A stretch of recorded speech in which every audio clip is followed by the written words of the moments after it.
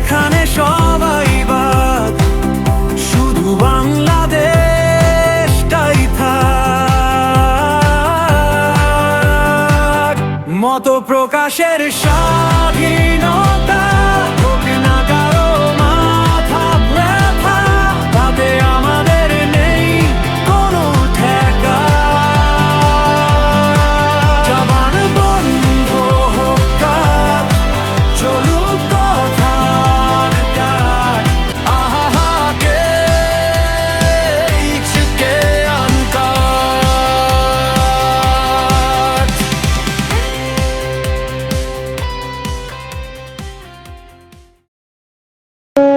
27শে ফেব্রুয়ারি 2026।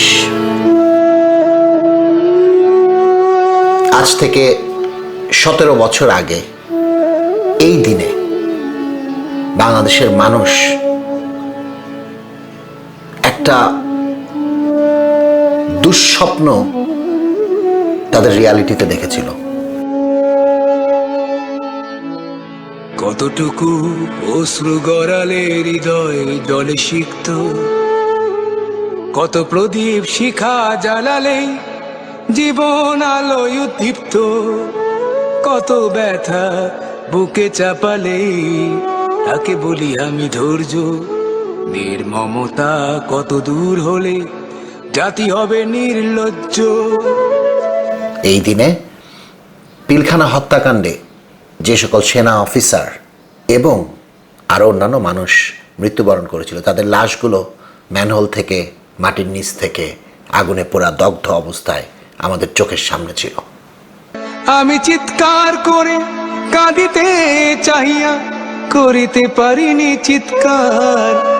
আমি চিৎকার করে কাঁদিতে চাহিয়া করিতে পারিনি চিৎকার। 17 বছর এই জাতি সেই পিলখানা হত্যাকাণ্ডের সুষ্ঠু ন্যায় বিচার থেকে বঞ্চিত হয়েছে। স্বৈরাচারী আওয়ামী লীগ সরকার এই বিচারটাকে নানা প্রহসনের মাধ্যমে নানা দিকে প্রবাহিত করেছে। অসংখ্য অফিসার, স্পেশালি আর্মি অফিসার, তাদের চাকরি হারিয়েছে, নানাভাবে নির্যাতিত হয়েছে। যে সকল সেনা অফিসাররা পিলখানা হত্যাকাণ্ডে প্রাণ হারিয়েছে, তাদের পরিবাররা আজও সেই ক্ষত বুকে নিয়ে বেড়ায়। বুকের ব্যথা বুকে চাপায় নিজেকে দিয়েছি ধিক্কার। কতটুকু অশ্রু গড়ালে হৃদয় জলে সিক্ত, কত প্রদীপ শিখা জ্বালালে জীবন আলোয় উদ্দীপ্ত। সেই বিভীষিকাময় দুটো দিন এবং সেই 2 দিনে তাদের উপরে যেই নির্যাতন এবং যেই অত্যাচার হয়েছিল, সেই বিভীষিকাময় দুঃস্বপ্ন, সেই স্মৃতি তাদেরকে তাড়া করে বেড়ায়। এবং এই 17 বছরে তারা মুখ খুলতে পারেনি, কথা বলতে পারেনি। এমনকি 25শে ফেব্রুয়ারি ঠিক মতো যে তাদের আপনজনদের কবরের সামনে দাঁড়িয়ে একটু কাঁদবে, সেটাও তাদের পক্ষে শান্তিতে তারা করতে পারেনি। নির্যাতিত নিপীড়িত ওই পরিবারগুলো এবং ওই মানুষগুলোর মতো পিলখানা হত্যাকাণ্ডে আমিও আমার আপনজনদের হারিয়েছি। হ্যাঁ, আমি আমার নিকট পরিবারের কাউকে হারাইনি, কিন্তু আমার শিক্ষক, আমার বন্ধু, আমার ছোট ভাই, আমার বড় ভাই সহ কম করে হলো 10 থেকে 15 জন অফিসারকে আমি চিনতাম, যারা পিলখানা হত্যাকাণ্ডে সেই 57 জন অফিসারদের মধ্যে ছিলেন। কত ব্যথা বুকে চাপালে তাকে বলি আমি ধৈর্য। নির্মমতা কত দূর হলে জাতি হবে নির্লজ্জ।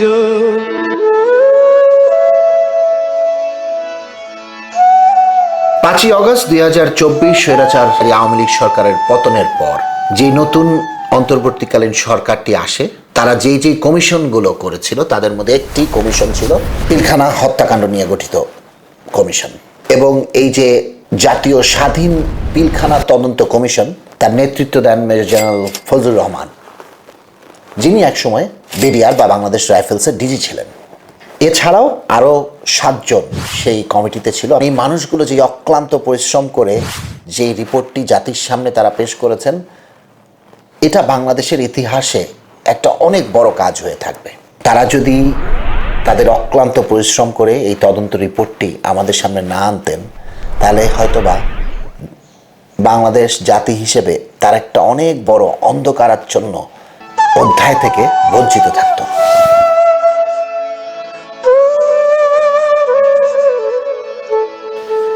এই মানুষগুলোর উপরে এমন একটি তদন্তের দায়ভার দেয়া হয়, যেই ঘটনার আলামত, যেই ঘটনার সাক্ষী প্রমাণ সব কিছুকে ম্যানিপুলেশন করা হয়েছে 17 বছর যাবত। আজও কানে ভাসে সেই কথাগুলো, কে জানে হবে যে শেষ কথা।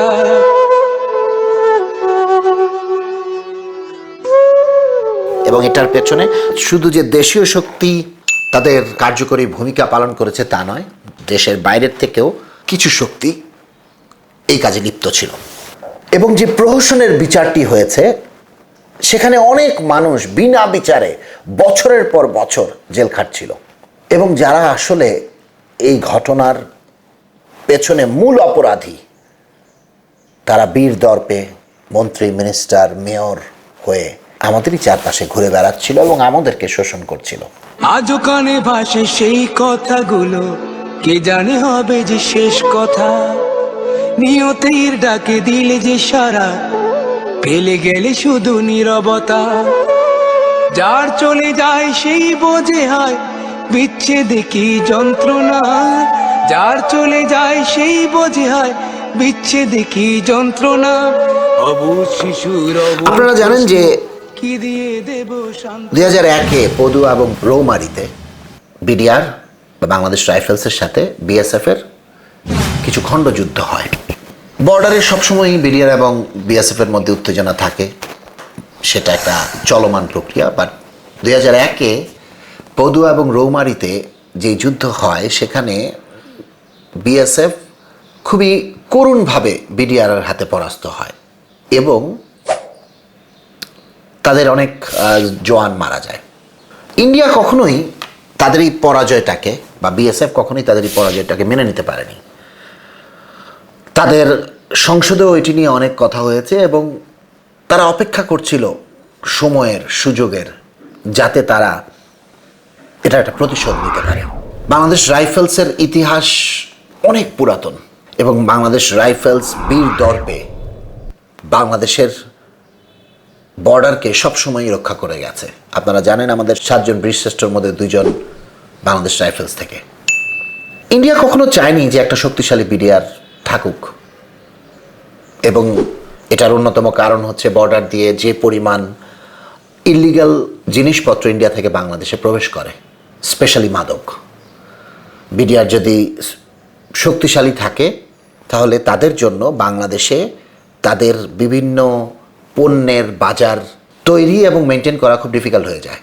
এবং সবচেয়ে বড় বাজার যেটা, সেটা হচ্ছে মাদক। আমি যেহেতু একটা বর্ডার টাউনে বড় হয়েছি, কুমিল্লায় বড় হয়েছি, আমি জানি কিভাবে ইন্ডিয়া থেকে ফেন্সিডিল, ইয়াবা এবং অন্যান্য মাদক বাংলাদেশে প্রবেশ করে এবং আমাদের তরুণ সমাজকে এটা কীভাবে বছরের পর বছর ধরে ধ্বংস করে দেয়।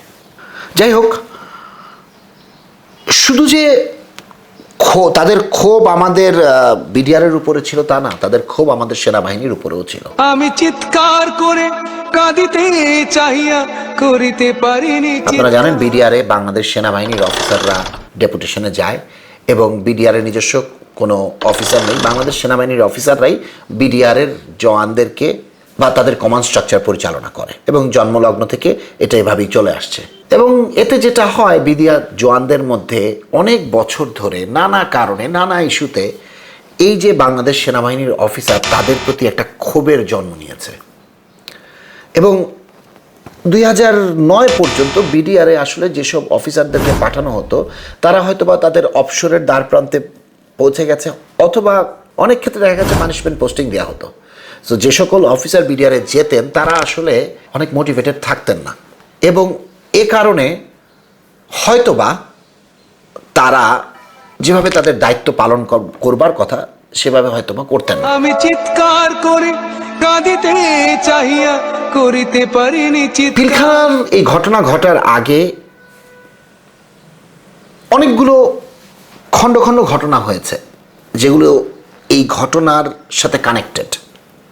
আপনারা জানেন তার ঠিক 1.5 মাস আগে 11 সরকার, বা যেটাকে আমরা বলি যে মঈনুদ্দিন ফখরুদ্দিনের সরকার, সেই সরকারের হাতে যেই নির্বাচনটি হয়েছিল সেখানে নিরঙ্কুশভাবে জয়ী হয়ে তারা ক্ষমতা গঠন করে, সরকার গঠন করে।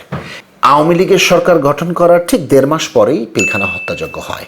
বাংলাদেশ সেনাবাহিনী এবং বাংলাদেশ রাইফেলস বা বিডিআরের উপরে একটা বহিঃশক্তির যে ক্ষোভ, সেটার সাথে হাত মেলায় বাংলাদেশ আওয়ামী লীগের তৎকালীন সরকার। বুকের ব্যথা বুকে চাপায় নিজেকে দিয়েছি ধিক্কার। ফজলিনুর তাপস, মির্জা আজম, নানক, মুক্তিযুদ্ধের সময় যে প্রধানমন্ত্রী তাজউদ্দিনের ছেলে সোহেল তাজ, সারা খাতুন এবং শেখ সেলিম, শেখ পরিবারের শেখ সেলিম এবং সর্বোপরি শেখ হাসিনা, এরা সবাই জানতো যে একটা অনেক বড় দুর্ঘটনা ঘটতে যাচ্ছে। এই যে তারা এই কনস্পিরেসিটা করে বা এই পরিকল্পনাটা করে যে পিলখানা দিবসের সময় 25শে ফেব্রুয়ারি এবং 26শে ফেব্রুয়ারি তারা এই হত্যাযজ্ঞটা চালাবে, এর সাথে সরাসরিভাবে এই মানুষগুলা যুক্ত ছিল। এবং এই তদন্ত কমিশন, স্বাধীন তদন্ত কমিশনের যে রিপোর্ট, সেটাতে বারবার এটি প্রতিফলিত হয়েছে প্রমাণ সাপেক্ষে, সাক্ষী সাপেক্ষে। এবং এই সাক্ষীগুলো নেওয়া হয়েছে তৎকালীন যেসব অফিসার ওখানে ছিলেন, যারা এটার সাথে সংশ্লিষ্ট ছিলেন, সাংবাদিক, বিভিন্ন শহীদ পরিবারের সদস্যরা, যে সকল আসামি এখন বিভিন্ন জেল খাটছে, সবাই মিলে অনেক সাক্ষী লিস্টটা অনেক বড়। আপনারা যদি তদন্ত রিপোর্টটা দেখেন, কতটুকু অশ্রু গড়ালে হৃদয় জলে সিক্ত। বাংলাদেশ সেনাবাহিনীর কিছু অফিসার, কিছু সোল্ড অফিসার, যাদের ন্যায় নীতিকে তারা বেচে দিয়েছিল আওয়ামী লীগের কাছে, তারা তাদেরকে এই যে হত্যাযজ্ঞের পরিকল্পনা কিভাবে তারা এক্সিকিউট করবে সেটা করতে সহায়তা করেছে। তাদের নামগুলো তদন্ত কমিশনের রিপোর্টে এসেছে। কত প্রদীপ শিখা জ্বালালে জীবন আলোয় দীপ্ত, কত 2009-এর আগে বুকে চাপালে তারা অপারেশন ডাল ভাত নামে একটি কর্মসূচি বিডিআর পরিচালনা করে। প্রায় কয়েকশো কোটি টাকা তাদের হাত দিয়ে খরচ হয় সরকারের। এবং এই কর্মসূচিতে বিডিআর জওয়ানরা ডিরেক্টলি ইনভলভ ছিল, কিন্তু এই কর্মসূচি পরিচালনা করতে যে বিডিআর জওয়ানরা এবং অফিসারদের মধ্যে একটা মারাত্মক ইনডিফারেন্সের সৃষ্টি হয়। কিছু করাপ্ট অফিসার যখন এই কর্মসূচিতে নিজেদের দুর্নীতির আশ্রয় নেয়, এটা বিডিআর জওয়ানরা জেনে যায় এবং বিডিআর জওয়ানরা এটা নিয়ে প্রতিবাদ করতে শুরু করে।